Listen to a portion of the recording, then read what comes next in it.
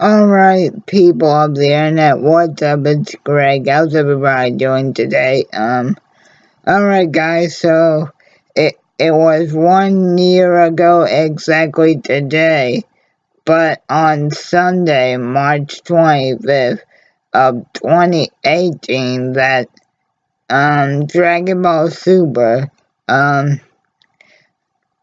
reached its last episode 131. And guys, even though this isn't really like a video to document something sad, I feel it is more of an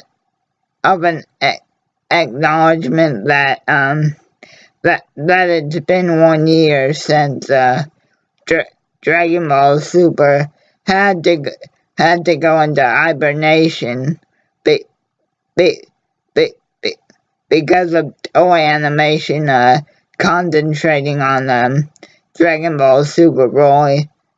And again guys, I think that today should be spent remembering all the good and yes, even the bad things that Dragon Ball Super's first 131 episodes gave us, and just the hours of enjoyment that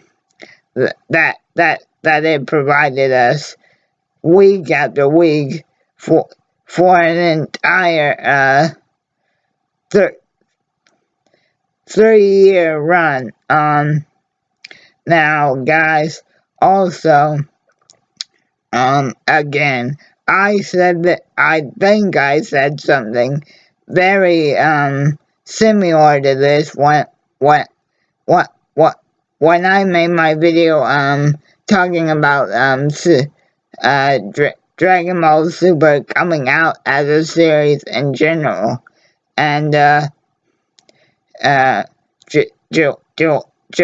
5th, 2015 was a historic date for this community, because that marked Dragon Ball's grand return to Japanese television after 18 years. And today is also an important part in Dragon Ball history, because today is the day that Goku and Jiren's epic and now legendary battle came to its climactic end. And again, unfortunately, Dragon Ball Super did have to go into hibernation ever since March 25th of last year. But for me guys, I just have to sort of take a second in this video to basically remind everybody what Dragon Ball Super meant to me as a lifelong Dragon Ball fan. Okay, so I honestly can't remember the first time I ever saw Dragon Ball as a series, whether it was the original Dragon Ball or Z, but all I do remember is the first true memories I have of it. I have of racing home from school every day, eating my after school snack as quick as I could, just to lay in front of the TV and wait for Toonami to come on and Dragon Ball to come on, and just those those memories I have, guys. I I always think of them with with with extreme cherished memories, because that's what people of my generation keep in mind. As I said a few days ago, I was born in February of 1996, so I, I was actually born a month after Dragon Ball Z ended in Japan, but I what I was about 5, 6, 7. I was about 5 or 6 when the dub of Dragon Ball and even 3 going back to 1999 when Dragon Ball Z and Dragon Ball as a whole started to make its grand entrance here here in America, in the United States, on the East Coast. I have the fondest memories of hearing Tom say, "Oh, oh, all right, everybody, it's time for it's time for more DBZ or however the more classic Tom intros for Dragon Ball Z went." I have the fondest memories of those, and that's what and that's why I took it upon myself to review every single episode of Dragon Ball Super each and every Sunday that it came out. I know technically the episodes were actually available Saturday nights on YouTube to watch, but I always waited till that Sunday because because it actually came out in my area of the world on Sunday. So I look forward to each and every Sunday just as much, if not more, when Dragon Ball Super got announced, because that wasn't some that was something fresh. Even though each and every time I watched an episode of DBZ or Dragon Ball on Toonami, and at the time, because I was younger, it always felt fresh to me. But in the case of Dragon Ball Super, you actually knew that this was fresh and hot off the presses, and be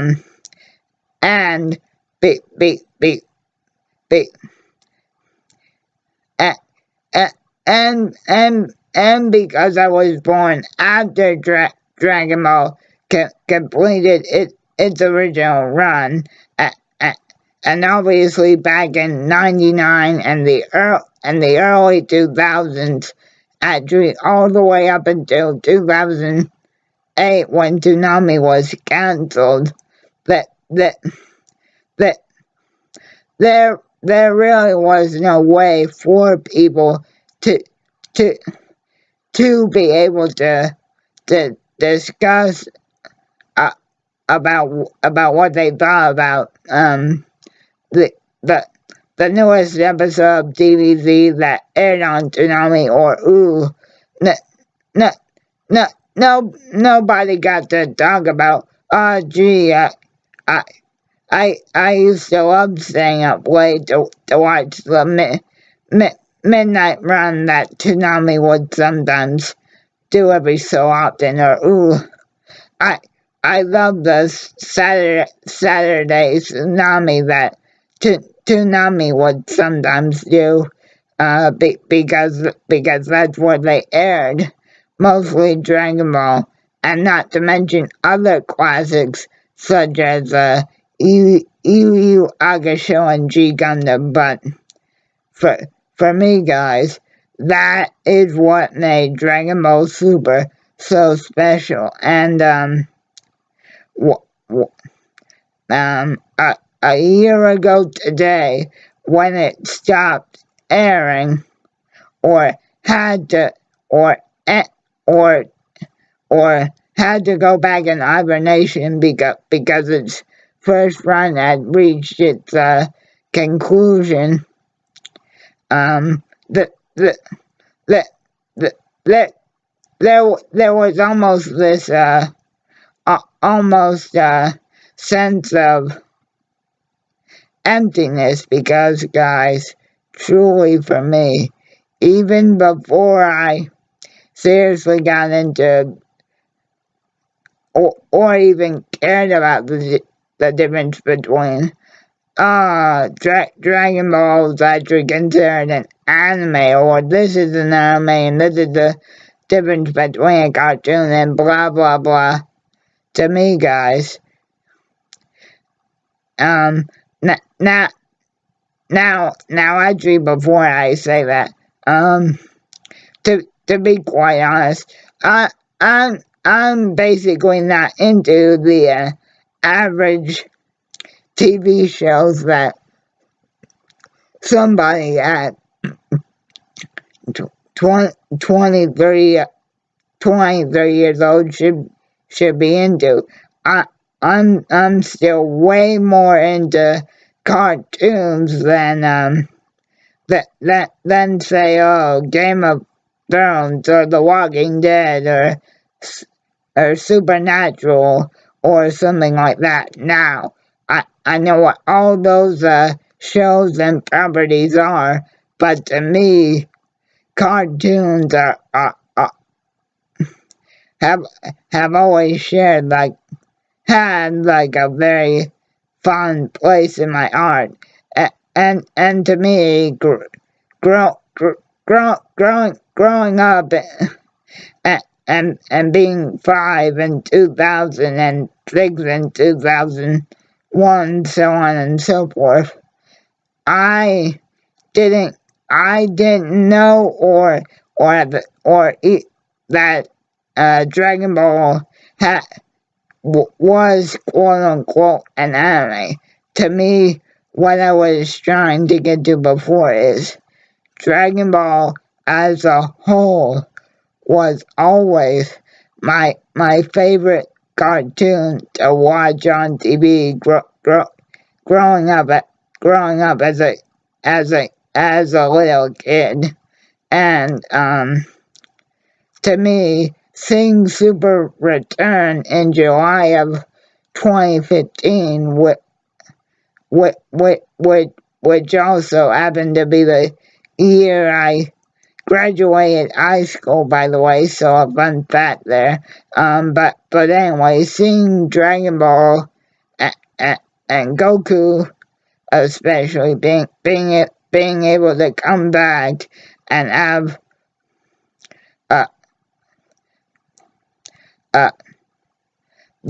that long of a return, was like me getting to finally play with a really old friend after such a long time of not being able to, not necessarily use the phrase play with them, but be able to see Dragon Ball and to see what kind of crazy and messed up situations that Goku would get himself into, and and uh, and like I said, March 25th of last year, that there was this sense of emptiness and sadness, not just to me, but obviously for probably the entire Dragon Ball community. But to me again, much like when I purchased Wrath of the Dragons back in 2006, which at that time was the final Dragon Ball Z movie that was ever made at the time. Back in '93 or whenever Wrath of the Dragons was originally released back in Japan, I had that same kind of empty but at the same time the same kind of love and respect for Wrath of the Dragons, because it was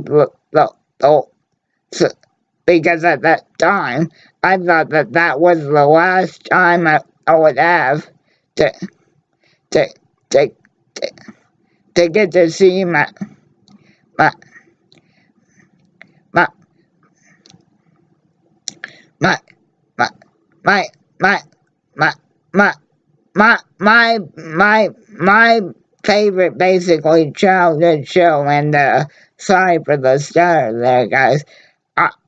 At the time, that sense of love but also sadness was because I knew that was the potentially the last time I would ever get to quote unquote play with Goku one more time.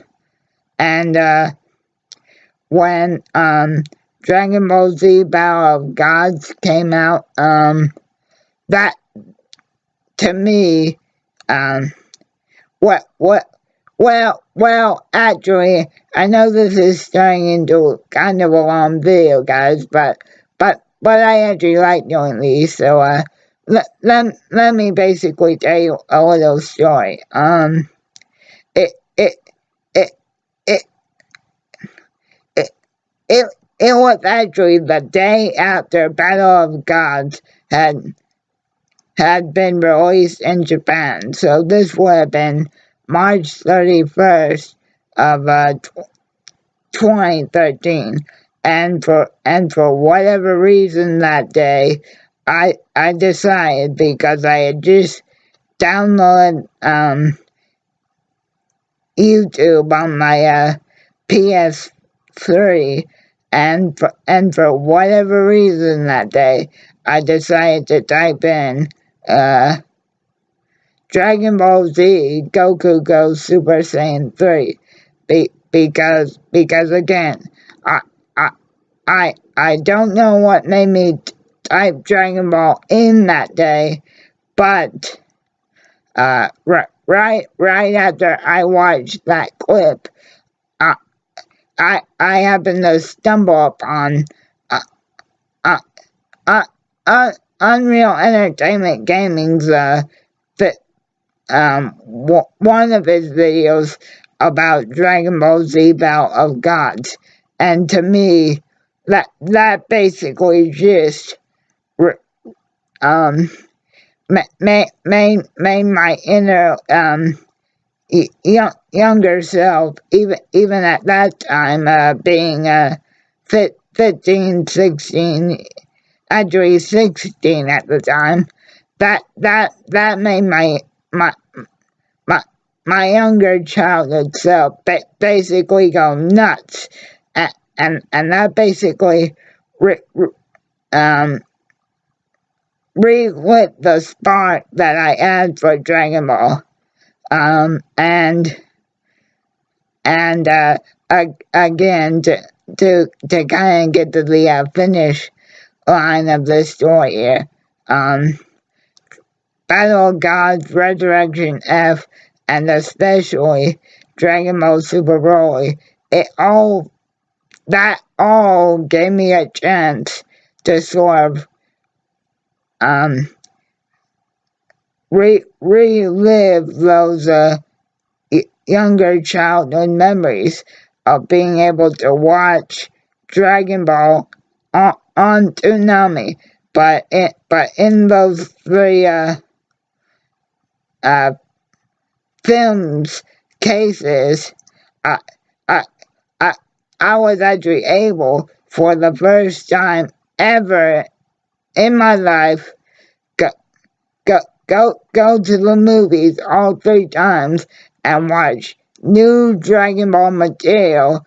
And obviously for me that meant 3 new chances to be able to see Goku and the gang again, and to basically relive my childhood for an hour and a half and 2 hours. And again, today, when Dragon Ball Super ended last year, again, there was sort of that empty feeling I had because I look forward to each and every single Sunday throughout Dragon Ball Super's first entire run. Even during the 2 months I had to take a break from YouTube for basically personal reasons, which I still would like to keep private, but even though I sort of had to do a wrap-up video of the Goku Black arc, I still watched every single episode of those episodes I did the wrap-up video about the Goku Black arc on, and it still made me so happy. And again, now don't get me wrong, it's not like I got depressed or wanted to do anything rash again because Dragon Ball Super had basically had to say goodbye again, but at the same time it was like the thing that had brought me so much, that had made me so happy as a kid again, and then as a young adult, that thing was gone again, and it truly was kind of a tough day, but also a day to say thank you to Goku and the rest of the gang, and to Toriyama Sensei for basically giving me 3 or 4 years to hang out with my childhood hero again. And again, guys, today is the 1-year anniversary that Dragon Ball Super has gone up the air. But rest assured, regardless of what Toei Animation says, I do believe that Dragon Ball Super will be returning in July, back on Fuji TV, and courtesy of Oppai Senpai. Now, this has not been confirmed or anything, but he, as well as quite a few other members of the Dragon Ball community does believe that this time, but Funimation could decide to do a much quicker English dub release of Dragon Ball Super 2019. So again, even though today a year ago was kind of a somber and sort of a heartbreaking day for the community, because we had to say thank you and see you later again to a franchise that we that that that that that that basically kept us entertained throughout basically our entire lives. And just one more quick story. I still remember going to the mall, and we had this store called Pandora's Cube, and I still remember going in there one day and buying my first ever Dragon Ball VHS tape. Yes, that makes me sound super old, but the first Dragon Ball VHS that I ever physically remember going to get myself was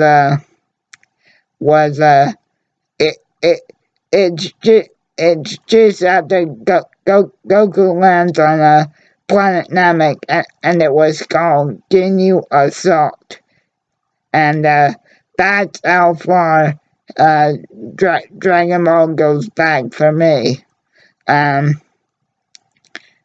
So guys, again, just to wrap this little story time up, Dragon Ball Super first run ended 1 year ago today. But not to worry, because I do believe it will be back. So Dragon Ball Super, you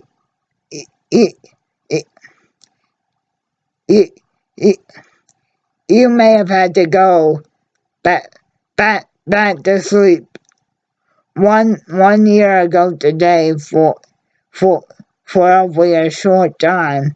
But again, thank you, Akira Sensei.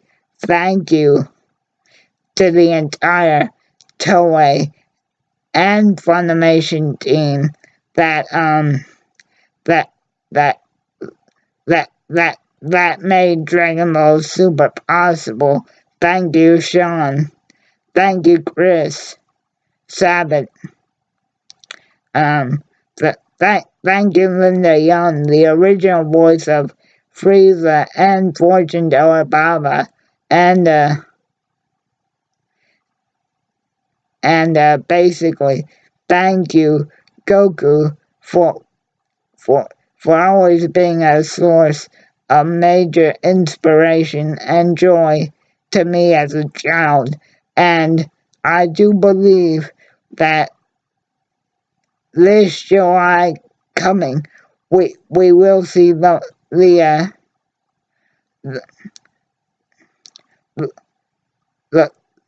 will see the Phoenix and the phenomenon known as Dragon Ball rise again like the magical phoenix from the ashes.